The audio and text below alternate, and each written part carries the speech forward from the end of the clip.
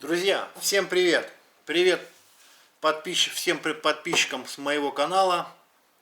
Вот, сегодня мы с вами будем говорить про патроны. Патроны для гладкоствольного оружия. У каждого охотника, я считаю, просто обязано быть гладкоствольное ружье. Неважно какого калибра, но гладкоствольное ружье — это первое оружие, которое человек получает лицензию, на которое он получает лицензию. И я думаю, что это первое оружие, с которым он вообще, в принципе, вышел в лес, да, для какой-то охоты. Может быть, кто-то с отцом ходил, может быть, кто-то с друзьями видел, да. Но лично у меня гладкоствольное ружье я купил. Это первое мое ружье в 2010 году. Вот, это ТОС-120 в 12 калибре. Он мне очень нравится. Продавать я его не хочу. Менять я его не хочу. Может быть, еще в планах у меня рассмотреть 155 МР полуавтомат, да. Потому что при утиной либо гусиной охоте, конечно, 2 выстрела маловато. Но я считаю, что кому-то этого и достаточно. Не получилось 2 раза, как бы, значит, не судьба. Ну да ладно. Так, сегодня у нас, значит, вот такая вот линеечка патронов. Патроны разные. Это пуля, это дробь, это картечь. Это разные марки. Это разные марки. Это у нас и шанс. Это у нас и главпатрон здесь. Это у нас магнумовский слонг патрон. Это у нас Полево 3. Это у нас Феттер. Вот. Линейка очень большая, ну, у меня здесь в коробке очень много. Ну, я про основные патроны расскажу, да. Расскажу, какую дробь для какого вида охоты использовать, да. Ну, давайте сначала начнем. Вот, в руках у меня пуля Полево 3. Все, кто знает эти патроны, это очень крутой патрон. Полево 3, там Полево 6 есть, и у них довольно неплохая линейка. Вот, ну, последняя моя охота была именно с этим патроном Полево 3. Это было в том году, в ноябре месяце мы охотились на лося. Вот, ну, я, честно говоря, не стрелял с него, потому что не было возможности, зверь вышел не на мой номер. Вот, но вот этот патрон, он имеет очень обалденный останавливающий эффект. Если ты попадаешь в зверя, да, неважно, вот на позапрошлой, наверное, охоте человек попал в лося, он попал ему в заднюю ногу, именно Полево 3 была пуля, вот, он ногу перебил пополам, да, то есть лось упал, пришлось добирать уже лося на земли с поломанной ногой, да, то есть это, опять же, это Полево 3, это пуля, пули мы используем только на крупную дичь, на крупного зверя, прошу прощения. Вот, потому что если вы будете с пулей охотиться на зайца, лису там или еще что-то, то, соответственно, ну, на лису можно, конечно, то, соответственно, нарушение закона, и егеря могут вас за это немножко пожурить пальцем. Вот. Соответственно, на что мы используем пулю? Это кабан, это лось. Что у нас еще из крупного такого? То, что я стреляю в Ленинградской области у себя. Ну, может быть, на какую-то птицу, да, там, на глухаря. Да и то, на глухаря это уже неправильно, я считаю, будет. В основном лось, кабан, косуля. Вот. Вот эти виды животных используются именно пуля. Вот. У меня еще есть также патрон, да, так называемый Гуаландия. Вернее, пуля. Название ее называется Гуаландия. Производство Феттер. Вот. Это магнумовская пуля. Многие боятся ими стрелять, так как раздувает стволы, рвет стволы, разрывает стволы и так далее, и так далее. Не знаю, я стрелял этим патроном, много раз пристреливал, ну, просто пытался понять ее кучность, да, траекторию, куда летит, на какая дальность. Вот, какая кучность и так далее. Патрон мне очень понравился. Я порядка 5-7 патронов Гуаландии отстрелял именно магнумовским патроном. Проблем у меня никаких не было. Ну, опять же, да, это мы используем только на крупного и среднего зверя. Дальше, что у нас идет следующее? Следующее у нас идет картечь 6,2 фирмы Феттер. 12 калибр.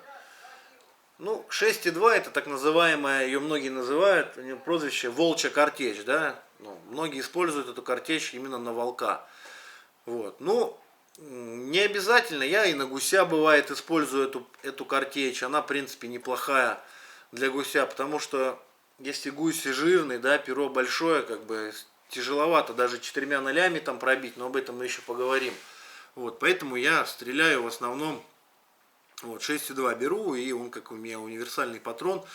Ну, еще 6,2 картечью можно стрелять также кабана, вот, можно лося стрелять. Ну, это уже, конечно, не гуманно, да, ты очень много страданий зверю принесешь от такого патрона. Поэтому я считаю, что каждый патрон нужно использовать под определенный вид зверя, дабы не нанести ему какой-то сильный моральный ущерб, болевые какие-то ощущения.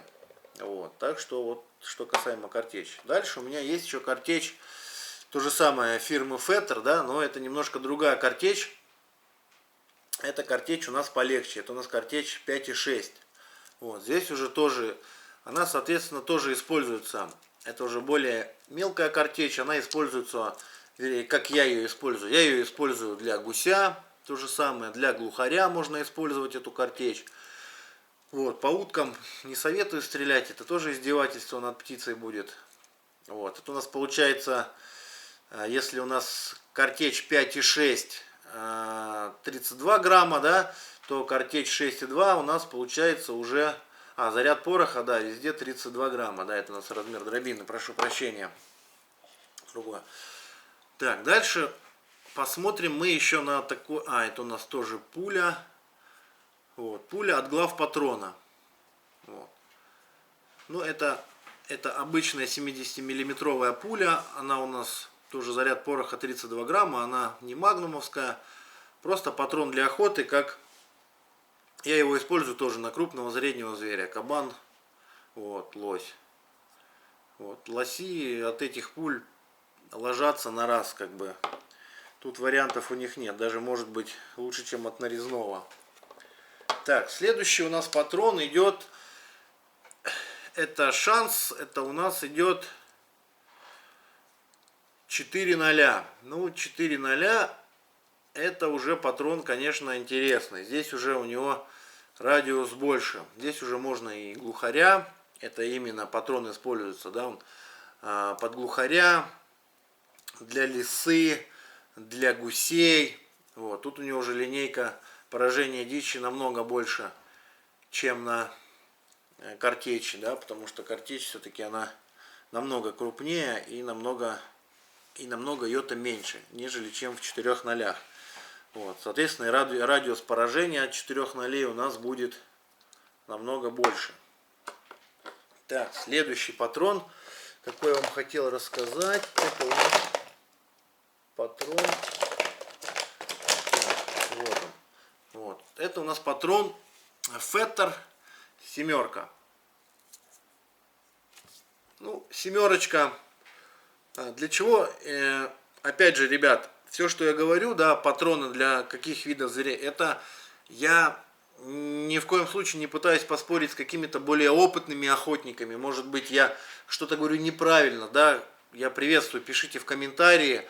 Говорите, что не так, может быть, что-то по-другому, я что-то упустил. Ну, у меня опыт, я считаю, достаточно богатый, да, с 2010 года, но все равно живи век учись, могу чего-то не знать. 7. 7 у нас, лично я использую 7, это на весенней охоте, на охоте на вальшнепа, да. Отличный патрон, я считаю, ну, многие 5 стреляют, но я предпочитаю 7. 7 очень хорошо летит, у нее большой разброс.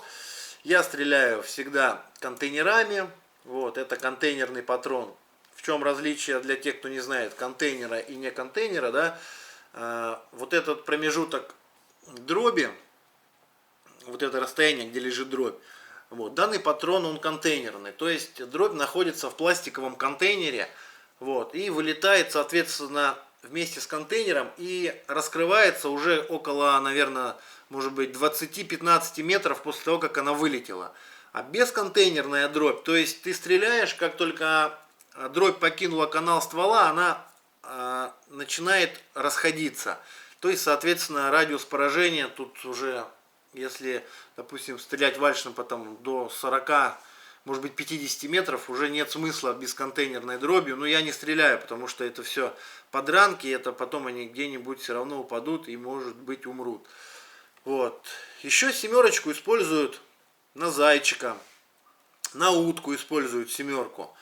Вот. Пятерку сейчас показываю вам, вот пятерочный патрон, если он у меня, конечно, остался. Скорее всего, со следующей охоты, с прошлой охоты, его, наверное, я все патроны использовал. Ну, может быть, где-то остался. Посмотрим. Нет.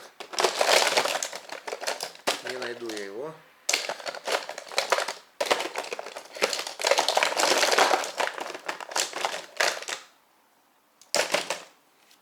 Нет, к сожалению, нет. Ну, в принципе, вот такая вот линейка патронов.